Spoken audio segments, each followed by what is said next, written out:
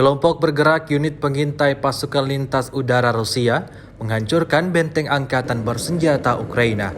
Rekamannya diunggah di akun Telegram @MOD-Rusia pada Selasa 28 Februari 2023. Setelah menerima tugas, kelompok pengintai pasukan terjun payung Rusia dengan cepat berkumpul dan maju ke area pengintaian dengan kendaraan lapis baja Tiger.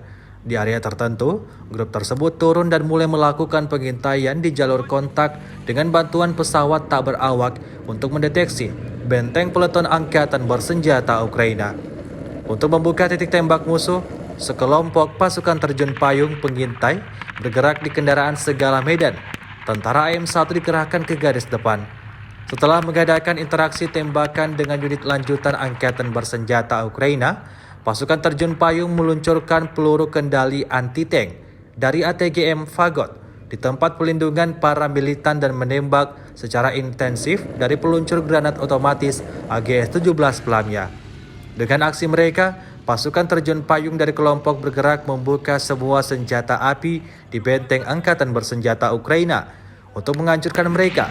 Sebuah kelompok lapis baja yang terdiri dari 3 unit BMD-2 KAU diperkuat oleh tank T-72B3 dikirim untuk menyelesaikan kekalahan musuh.